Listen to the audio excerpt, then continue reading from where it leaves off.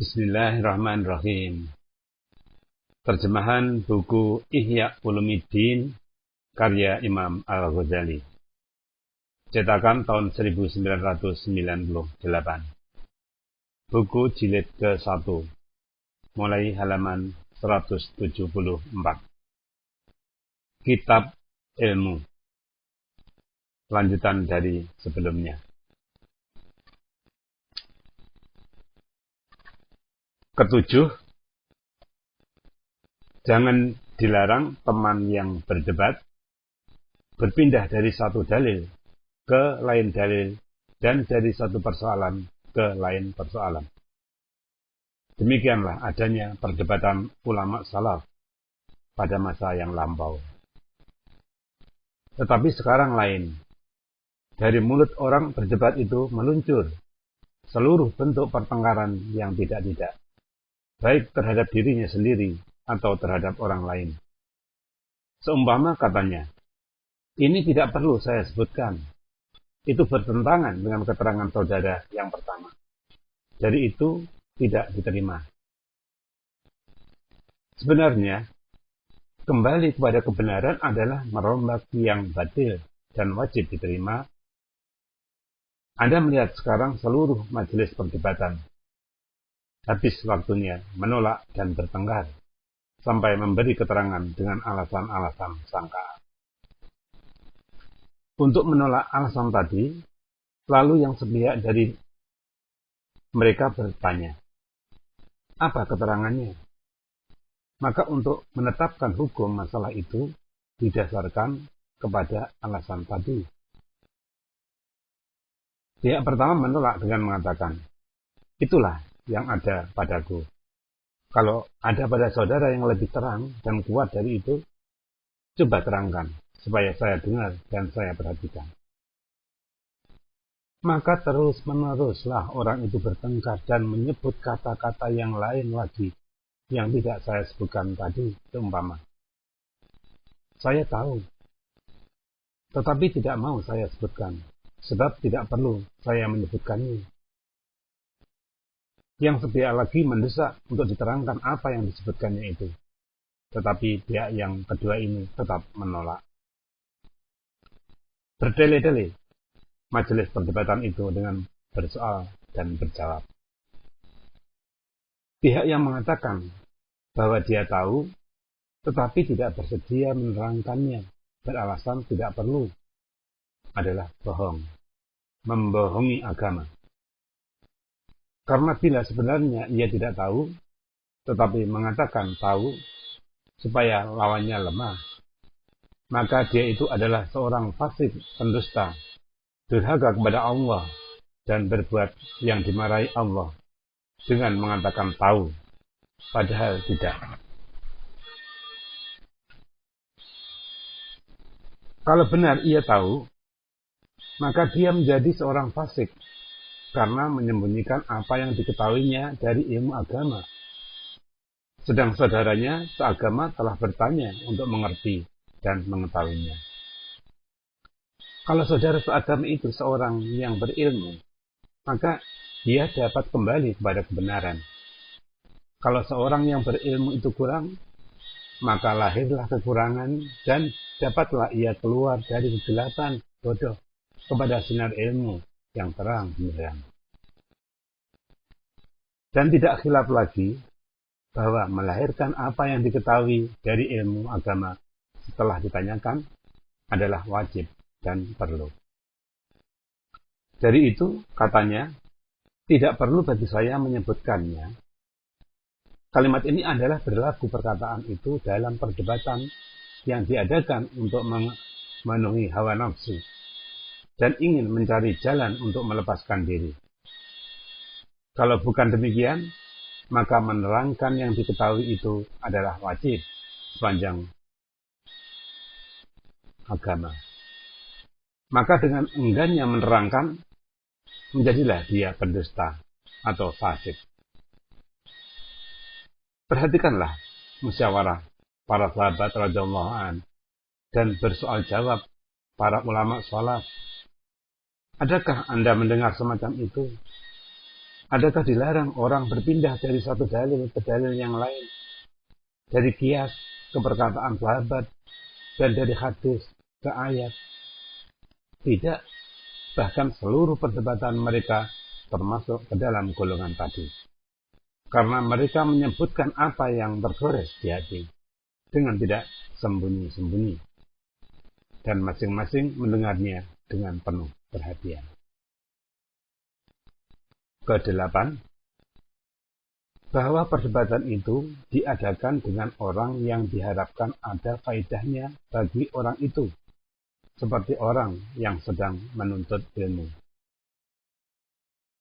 Biasanya sekarang, orang menjaga jangan sampai berdebat dengan tokoh-tokoh yang terkemuka dalam lapangan ilmu pengetahuan, karena takut nanti lahir kebenaran dari mulut mereka. Dari itu dipilih dengan orang yang lebih rendah ilmunya, karena mengharap yang batil itu bisa laris. Di balik syarat-syarat yang tersebut, ada lagi beberapa syarat yang penting juga. Tetapi dengan syarat yang 8 itu cukuplah kiranya memberi petunjuk kepada Anda siapa kiranya yang berdebat karena Allah dan siapa yang berdebat karena sesuatu maksud. Ketahuilah secara keseluruhan bahwa orang yang tidak berdebat, bahwa orang yang tidak mendebati setan, di mana setan itu ingin menguasai hatinya, dan musuhnya yang terbesar, yang senantiasa mengajaknya kepada kebinasaan, lalu tampil mendebati orang lain mengenai masalah-masalah, di mana seorang mujtahid memperoleh pahala atau mendapat bagian dari orang yang memperoleh pahala, maka orang tersebut membawa tertawaan setan dan menjadi ibarat bagi orang-orang yang ikhlas. Karena itu, waspadalah terhadap tipuan setan yang selalu berusaha menjerumuskan manusia ke dalam kegelapan bahaya yang akan kami perinci dan menerangkan penjelasannya. Kepada Allah Ta'ala kita meminta pertolongan yang baik serta taufik. Penjelasan bahaya berdebat atau bermunadoroh dan hal-hal yang terjadi padanya tentang kerusakan budi. Ketahuilah dan yakinlah bahwa perdebatan yang diadakan dengan tujuan mencari kemenangan, menundukkan lawan, melahirkan kelebihan dan kemuliaan diri, membesarkan mulut di muka orang banyak, ingin kemegahan dan kebebasan, serta ingin menarik perhatian orang, adalah sumber segala budi yang tercela pada Allah dan terpuji pada iblis, musuh Allah. Hubungannya kepada sifat-sifat kekejian batin, seumpama takabur, ujub, dengki, ingin dimuka, menyangka diri bersih, suka kemegahan dan lainnya, adalah seumpama hubungan minum khamar kepada sifat-sifat kekejian zahir. Seumpama zina menuduh orang berbuat zina atau qazaf, membunuh dan mencuri. Sebagaimana orang yang disuruh memilih antara minuman yang memabukkan dan perbuatan-perbuatan keji yang lain, lalu dianggapnya minuman itu lebih enteng, maka minumlah ia. Lalu oleh minuman itu diajaknya ketika sedang mabuk kepada perbuatan-perbuatan keji yang lain.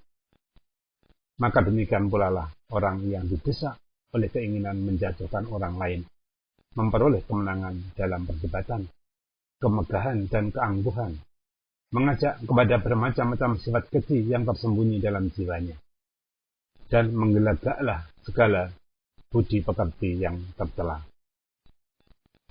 Segala budi pekerti itu akan diterangkan nanti dalil-dalilnya, baik hadis atau ayat yang menyatakan tercelanya pada bagian sifat-sifat yang membinasakan.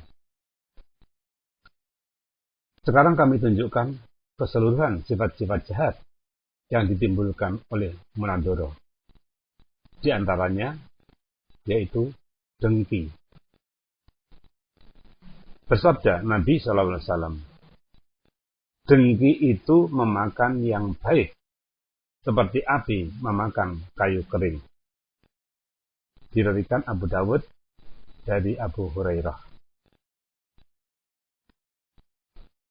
Seorang pendebat tidak terlepas dari sifat dengki. Karena dia sekali menang, sekali kalah. Sekali kata-katanya dipuji orang, dan sekali kata-katanya lawannya dipuji orang.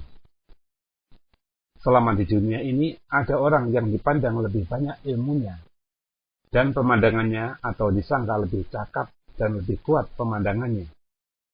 Maka selama itu pula, ada orang yang dengki kepadanya dan mengharap nikmat itu hilang dan berpindah kepada orang yang dengki itu. Dengki adalah api yang membakar. Orang yang menderita penyakit dengki di dunia beroleh azab, sengsara, dan di akhirat lebih hebat dan dahsyat lagi. Karena itulah berkata Ibnu Abbas radhiyallahu anhu, ambillah ilmu pengetahuan di mana saja kamu dapati, dan janganlah kamu terima perkataan fuqaha, karena di antara sesama mereka itu berselisih satu sama lainnya, seperti berselisihnya kambing-kambing jantan dalam kandang. Di antara sifat-sifat jahat itu, yaitu takabur dan mau tinggi sebenang dari orang lain. Bersabda Nabi Sallallahu Alaihi Wasallam, barang siapa takabur, niscaya direndahkan oleh Tuhan, dan barang siapa merendahkan diri, niscaya ditinggikan oleh Tuhan. Diriwayatkan Al-Khatib dari Umar. Bersabda Nabi SAW menceritakan firman Allah Ta'ala,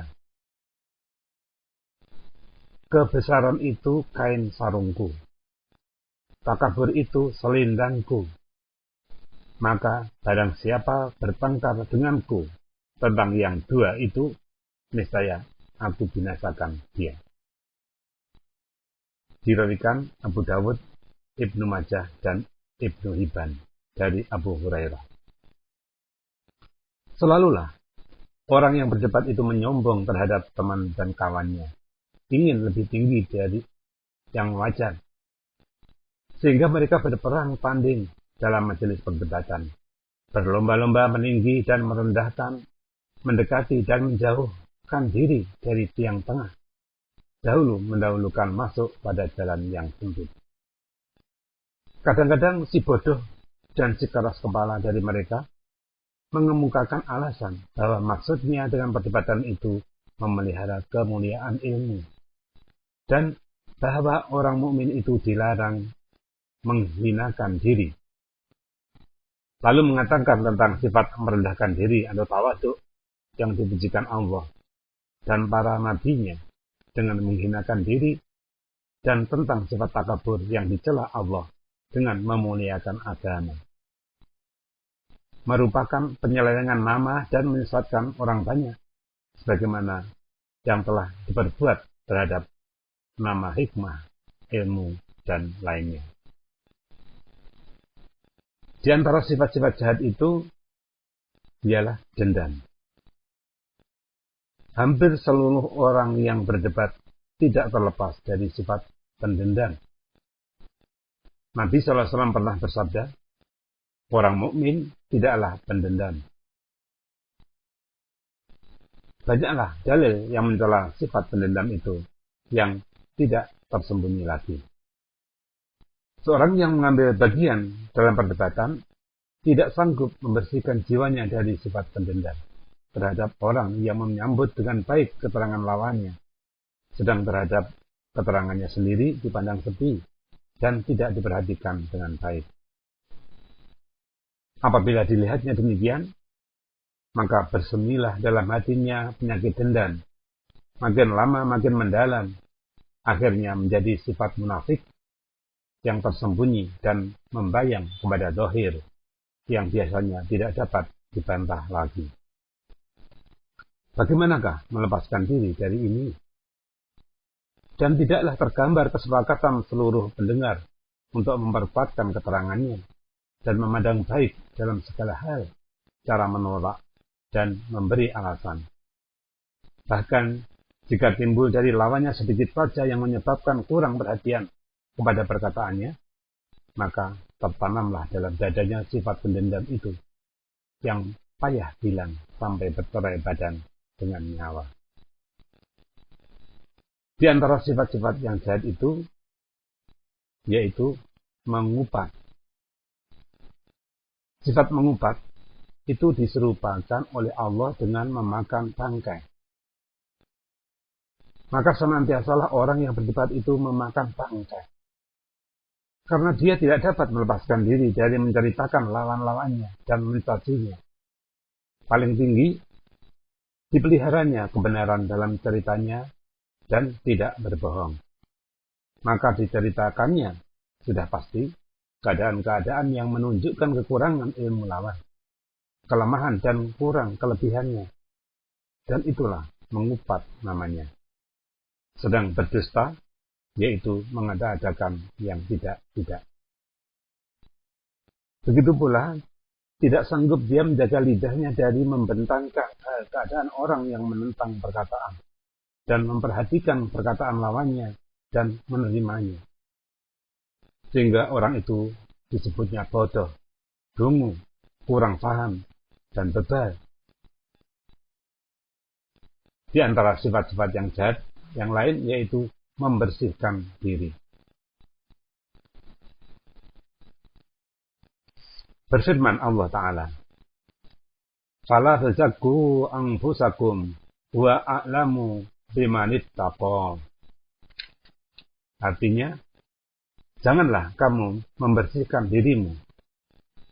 Dialah Allah yang Maha mengetahui siapa yang bertakwa. Surat An-Najm ayat 32. Ditanyakan kepada seorang ahli hikmah atau hukama, manakah kebenaran yang buruk? Menjawab hukama itu, memuji manusia akan dirinya. Tidaklah terlepas si pendebat memuji dirinya dengan kekuatan, kemenangan, dan kelebihan dari teman-temannya. Senantiasa ia mengatakan ketika berdebat, "Saya bukan orang yang tidak mengerti dalam segala hal ini. Saya mengetahui bermacam-macam ilmu, berpaham sendiri tentang pokok-pokok agama, dan menghafal banyak hadis." Dan lain-lain perkataan yang timbul dari orang-orang yang memuji diri. Sekali untuk memujikan dirinya saja, dan sekali dengan tujuan supaya kata-katanya laris. Sebagai dimaklumi bahwa memuji diri sendiri, baik ada ataupun tidak ada yang disebutkan itu, adalah tercela sepanjang agama dan akal pikiran yang sehat. Di antara sifat-sifat yang jahat yang lain, yaitu mengintip dan mengikuti hal ihwal orang. Berfirman Allah Ta'ala, "Wala tajassasu." Artinya, janganlah kamu mengintip-intip atau memata-matai. Surat Al-Hujurat ayat 12. Si pendebat itu senantiasa mencari kesilapan teman dan kekurangan lawannya. Sehingga bila datang seorang pendebat lain ke tempatnya, lalu dicacinya orang yang dapat menerangkan rahasia hidup pendebat yang datang itu. Ditanyainya keburukan-keburukannya untuk menjadi bahan yang akan disiarkan dan ditonjolkan nanti apabila keadaan memerlukan. Penyelidikan itu sampai kepada keadaan hidup si pendebat yang datang itu semasa kecil dan kekurangan-kekurangan yang ada padanya. Dengan demikian, diperolehnya kekurangan atau kecederaan tubuh seumpamanya, bekas borok atau yang lain. Kemudian, apabila dirasa perlu, lalu dibentangkannya jika ada hubungannya dengan perdebatan. Hal itu dipandangnya baik untuk memperoleh sebab-sebab kemenangan. dan tidak menjadi halangan menerangkan hal tersebut dengan diselang-selangi penghinaan dan pengecekan, sebagaimana biasa dilakukan oleh pendebat-pendebat terkemuka yang terhitung tokoh-tokoh penting. Di antara sifat-sifat yang jahat yang lain lagi, yaitu perasaan gembira dengan kesusahan lawan dan perasaan susah dengan kegembiraan lawan. Orang yang tidak menyukai pada saudaranya muslim apa yang disukainya pada dirinya sendiri, maka adalah dia jauh dari budi pekerti orang mukmin. Tiap-tiap orang yang mencari kemegahan dengan mengemukakan kelebihannya, maka pastilah menyenangkan baginya dengan timbul kesusahan bagi teman dan kawannya yang menjadi saingannya. Pertentangan batin di antara mereka samalah halnya dengan pertentangan batin di antara wanita-wanita yang dimadukan.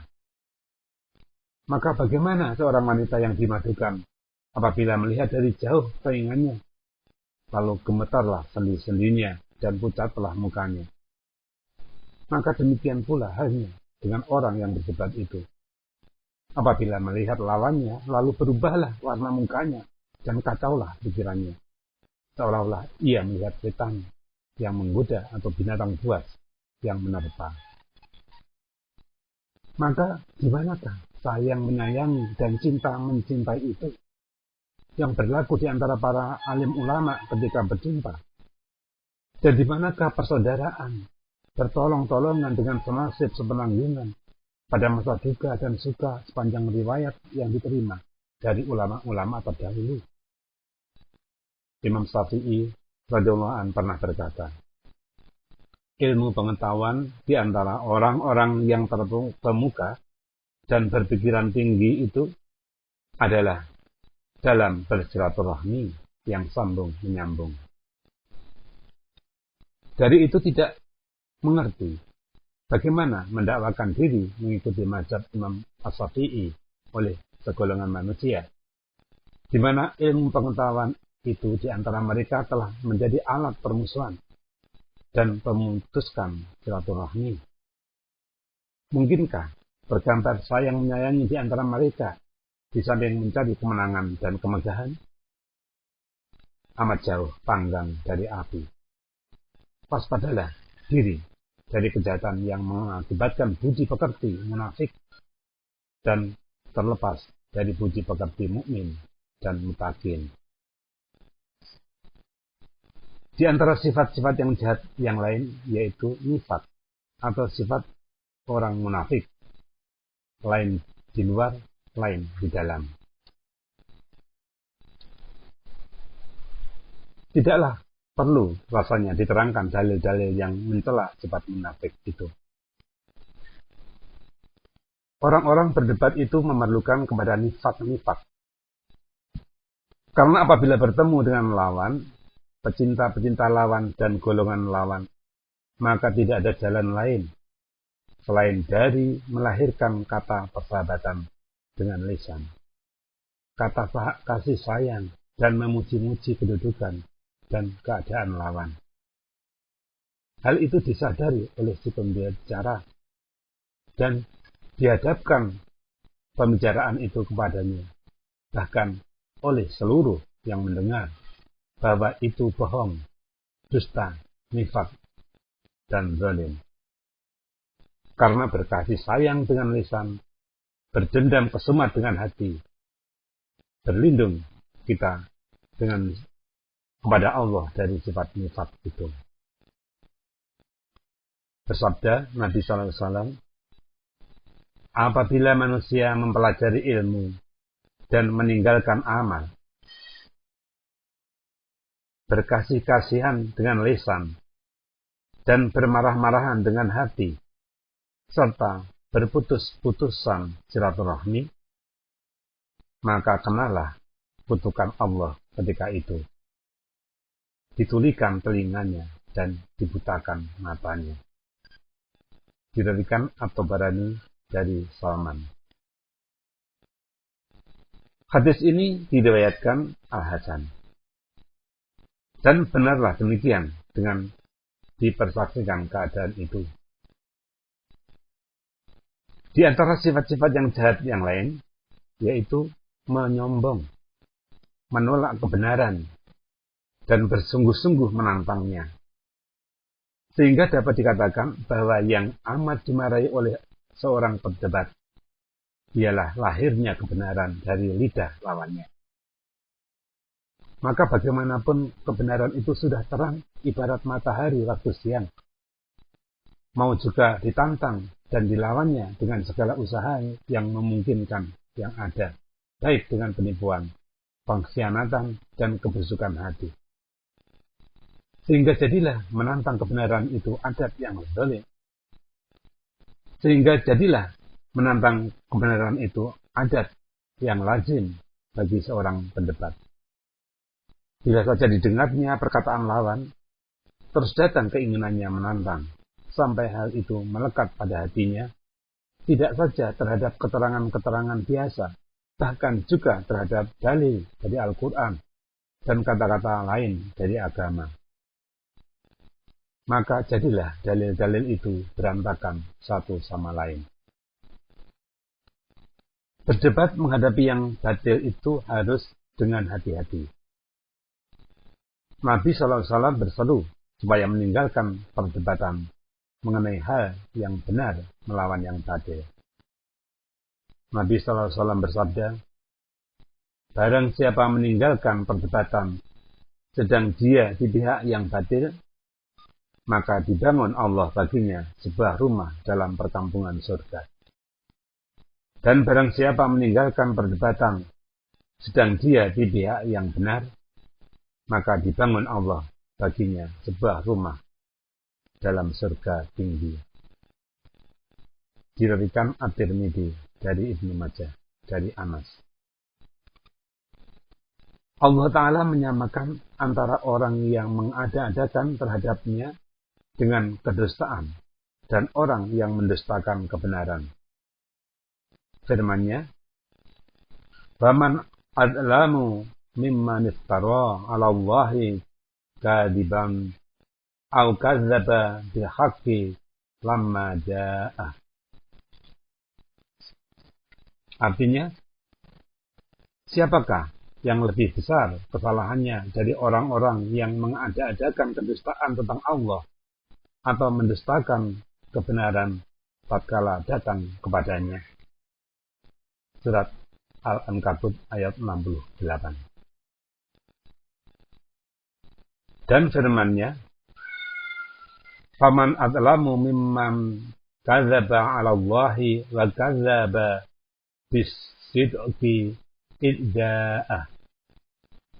Artinya, siapakah yang lebih besar kesalahannya dari orang-orang yang berbuat kedustaan tentang Allah dan orang yang mendustakan kebenaran ketika datang kepadanya? Surat Az-Zumar ayat 32. Di antara sifat-sifat yang jahat lagi, yaitu riya. Ingin memperlihatkan amalannya kepada orang banyak, berusaha menarik hati dan pandangan mereka kepadanya. Riya adalah penyakit batin yang amat berbahaya, dapat menjerumuskan ke dalam dosa besar, sebagaimana akan diterangkan nanti pada kitab Riya. Seorang pendebat tidaklah bermaksud kecuali namanya muncul di muka umum, lidah orang banyak lancar memujinya. Inilah 10 perkara dari induk kekejian batin, selain dari yang timbul secara kebetulan dari orang-orang di luar perdebatan itu sendiri, yang merupakan permusuhan yang mengakibatkan pemukulan, penempelengan, pengoyakan kain, penarikan janggut, pemakian ibu bapak, pengumpatan guru, dan tuduhan-tuduhan yang tegas menyakitkan hati. Mereka ini tidaklah terhitung dalam golongan orang yang masuk bilangan. Sesungguhnya, orang-orang yang terkemuka dan yang terkenal pintar dari mereka tidaklah terlepas dari perkara yang 10 itu.